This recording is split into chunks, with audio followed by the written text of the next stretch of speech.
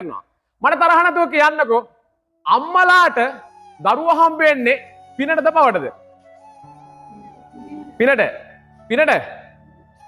හරි. එතකොට මට තරහ නැතුව කියන්නකෝ අජාසත්ත රජුරෝ බිම්බිසාරට හම්බුනේ පිනටද පවටද? එහිනායි ඔල එහෙනම් චණ්ඩි වගේනේ කිව්වේ දන්නේ ගන්නේ. රුවන්වැලි මහසෑය ගාවට ගිහිල්ලා ඉල්ලලා ගන්නේ. එන්න කියලා. මං අහන්නේ අජාසත්ත රජුරෝ බිම්බිසාර මහරජුරන්ට හම්බෙන්නේ පිනටද පවටද? හරි පවටේ කියලා කියනවා නම් සිදුහත් කුමාරයා සුද්ධෝදන මහරජුරන්ට හම්බුනේ පවටද? එහෙනම් මෙතන දරුවා හම්බෙන එක පව්පින් කතාවක් නෑ. ඔය දරුවා නැති අහිංසක කාන්තාවන්ට නිකන් ඔය මේ රටේ නැති ලෝක නැති කුණුහරුප වචන කියන්න යන්න එපා. අපි ආවේ පව්පින් කතාවක් නෑ. ඔය ඇවිල්ලා ඉන්න මොකටද දන්නවද? ඔය ඇවිල්ලින්නේ ඔය චූටියකට ඇකේ ගහගෙන හිටියට ඔය ඇවිල්ලින්න මගේ රත්තරන් අම්මේ සසර ගනුදෙනුවකට. ඔය ඇවිල්ලින සසර ගනුදෙනුවකට සංසාර ගනුදෙනුව පියවලවන්න තමයි ඔය ඇවිල්ලා තියෙන්නේ.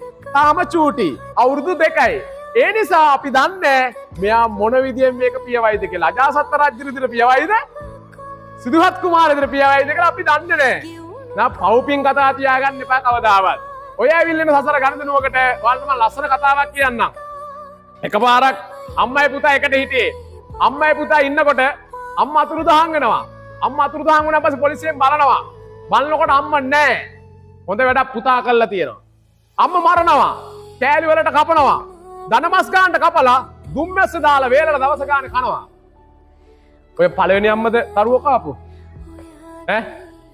නේ? එතකොට කීදාහත් නම් දරු පැටව් අම්මගේ අතින් මැරුම් කනවද? කීදාහත් නම් දරු පැටව් දරුවගේ අතින් අම්ම මැරුම් කනවද? තාත්තා මැරුම් කනවද? ඒ නිසා මේක තේරුම් ගන්න. මම මේ කියන්නේ මේක කිව්වයි කියලා දැන් එන්න එපා මට කෑ ගහගෙන මේ දරුවෝට තියෙන ආදරේ නැති වෙයි කියලා. මම කියන්නේ ආදරේ කරන්න. ආදරේ කරන්න බලා ගන්න. ඔය ඇවිල්ලා තියෙන ගනුදෙනුව අප්පියවන්න. මොනවද දන්නේ නැනේ මෙයාලා ඔයාලට පියවන්න තර ගනුදෙනුවනේ. බුදුහාමුදුරන් නම් කියයි. දැන් සමහරක් දරුවෝ ඉන්නවා මගේ රත්තරන් බුදු අම්මේ අපච්චි මාර ආදරේ අම්මටයි තාත්තටයි. පුදුම ආදරේ. ඉඳලා ඉවරලා එයාලා ඇත්තටම පින්කම් කරනවා අම්මටයි අපච්චිට අනුමෝදන් කරනවා. එහෙම දරුවෝ ඉන්නවා. සමහරක් දරුවෝ මොකද කරන්නේ?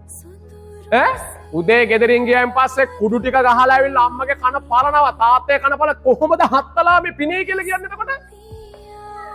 දැන් කුඩු ගහන කට්ටිය වැඩි නැද්ද කොල්ලෝ? ඔය කොල්ලලා අම්මලා මරන්නේ නැද්ද? ඉතින් සරලම කතාවකුත් ඉතින් අර දැන් ඔය මේ කොටගල වෙච්ච ප්‍රශ්න මම අර එකපාරක් කිව්වේ අම්මයි තාත්තයි පුතයි විතරයි ඉන්නේ.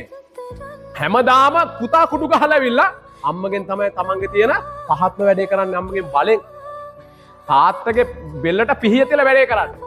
එක දවසක් උදේ 3යි කොල්ල කුඩු ගහලා එනකොට අම්මයි තාත්තයි අහිංසක විදිහට බුදි. කොල්ල මොකද කරන්නේ? බලෙන් අම්ම වැදගෙන යනකොට තාත්තා වැදලා කියනවා මගේ රත්තරන් පුතේ ඔක කරන්න එපා. එපා මට දරා ගන්න බෑ ඔක කරන්න එපා. ඇහුවේ නෑ. තාත්තා මොකද කරේ? ගත්ත කැත්ත පාරවල් 132ක් ගහලා කොල්ල කැපුවා.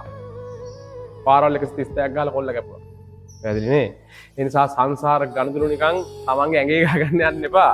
මම කියන්නේ දරුවට ආදරය කරන්න, දරුව රැක බලා ගන්න, යුතුයකම් ටික කරන්න, හැමදේම කරන්න, මුළු හදවතින්ම ආදරය කරන්න, අල්ල ගන්න එපා.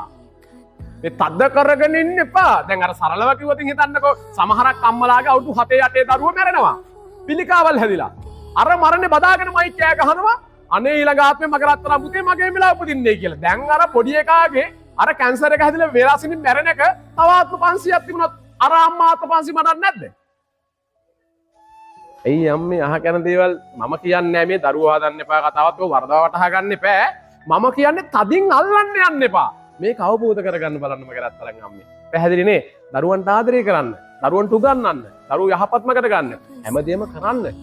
කරාට බොහොම අවබෝධයෙන් මේ ගමන යන්න හොඳේ. එහෙනම් ඉතින් අනන්ත සංසාරේ පටන් මේ මොහොත දක්වා මා කලාව යම් පිනක් වේදී සියලුම පින් මගේ රත්තරන් බුදු අම්මලා අප්පච්චිලාට අනුමෝදන් වෙන්න ඕනේ.